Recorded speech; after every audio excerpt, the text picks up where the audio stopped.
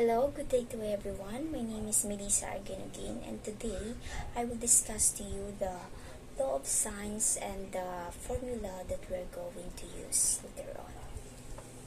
As you can see here, we have the given triangle and formula na gagamitin natin mamaya sa angle Z. At dito naman sa may formula natin, as you can see in the numerator, we have X, Y, and Z. Ito po yung mga side ng triangle natin. And dito naman sa denominator, we have sin X, sin capital letter Y, sin capital Z. Ito naman yung angle ng ating triangle. So, this is our given problem. In triangle XYZ, angle Y is equals to 135 degrees. Angle Z is equals to 28 degrees and X is equals to 10 units. Find the angle X, side Y, and Z. So, hahanapin natin ang angle X, side Y, and Z. So, before anything else, let's list down first the parts of our triangle and the given.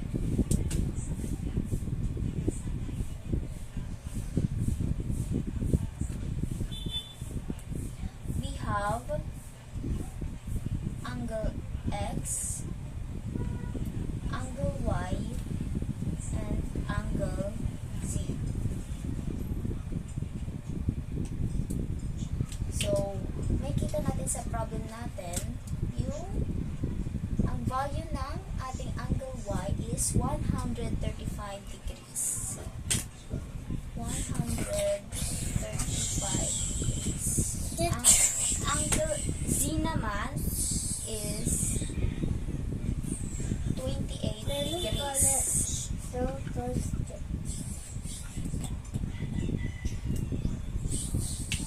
Ngayon, isulat naman natin yung side ng ating triangle. We have X, Y, Z.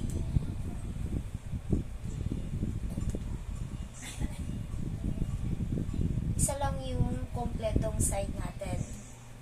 Side niya is X. Then, yung mga blanco dyan, meaning, ayan yung missing angle natin.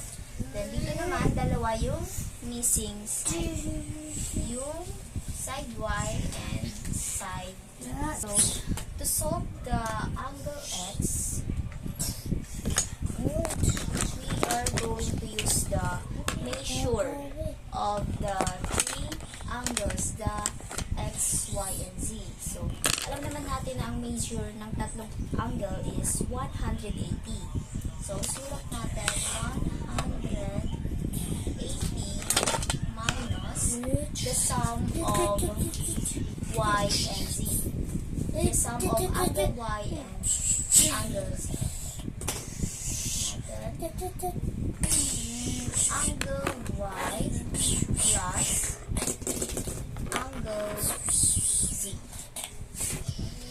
So, ito. Ngayon, ipapag-minus natin siya. Angle X is equals to tabi 180. Then, the sum of Y and Z. So, ang gagawin natin is gagamit tayo ng scientific calculator. Pero kung wala na kayo scientific calculator, pwede kayo gumamit ng cellphone. Kasi meron naman yung sa cellphone like this. So, we are pagpa-plus natin to. Value ng Y 135 degrees plus yung value ng Z 28 degrees equals to 163. So, sulat natin 163 degrees. So, meaning, subtract lang natin siya. lalagyan natin 180 minus 163 degrees is equals to 70. So, sulat natin yung of 17 degrees. So, meaning, our missing angle is 17 degrees. This would be 17 degrees. And now, let's move on to our 4y. So, 4y. Okay, since we have angle x and side 10 units, ito yung gagamitin natin para ma-solve si side y. Okay, sulat natin x sine x equals yung ating target y sine y. Ngayon, i-substitute natin 10 units.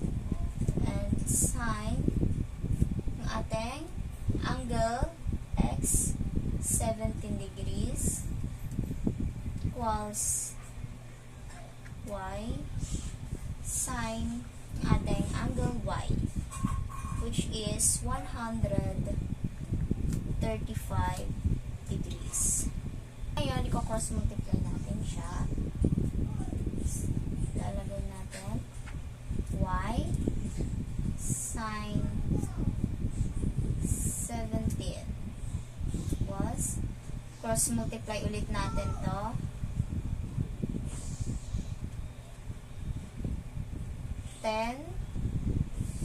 Sine 135 degrees.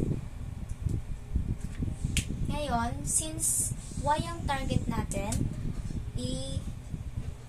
i-divide natin siya sa sine 17.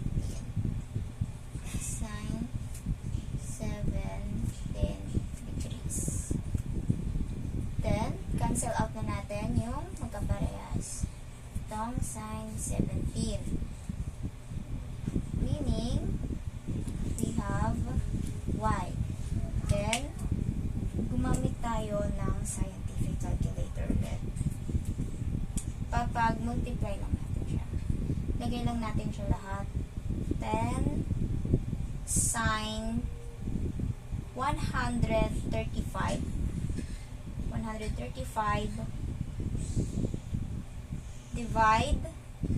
divide sine 17. Sine 17. Now we have 24.2.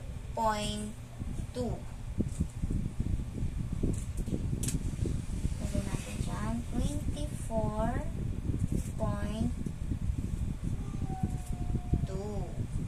Meaning, ang ating missing y is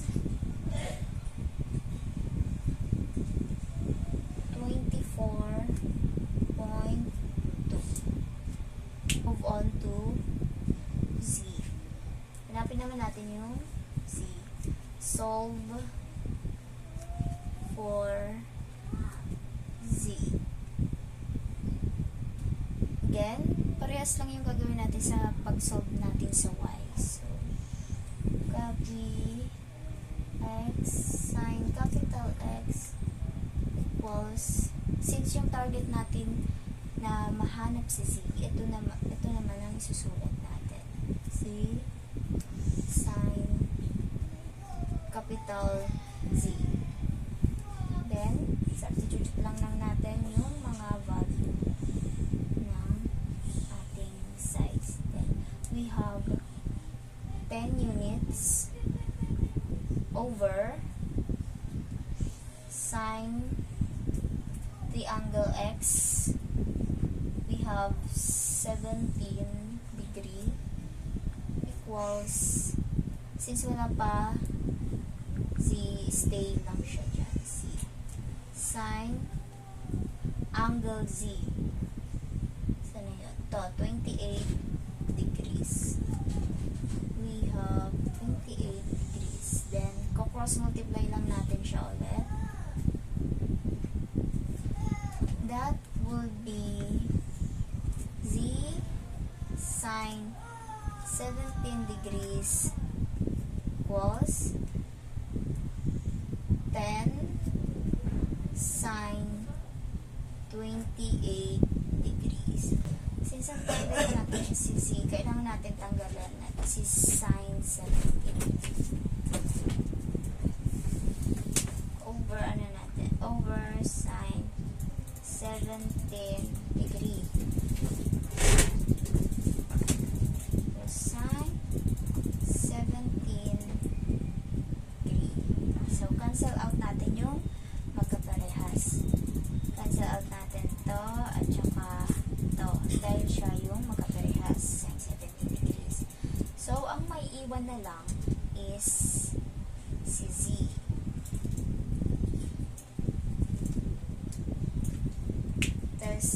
Gagamitan natin siya ng scientific calculator. Input lang natin siya lahat para makuha natin yung tamang answer.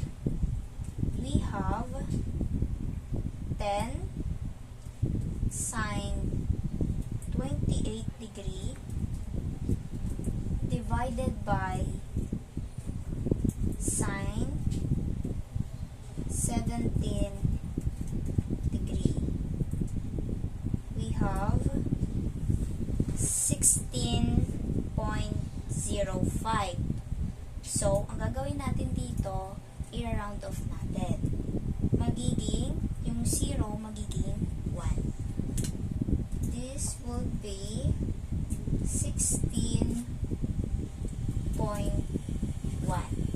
Since ni-round off natin siya, approximately,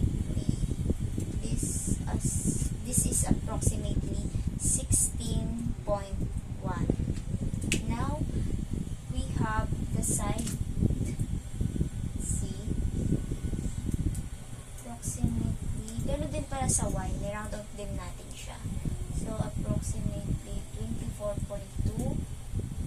Z, approximately 16.1. Yan, na-complete na natin siya lahat. So, we are done. Easy as that. So, yan lang po. Thank you for watching. Hope you like my video.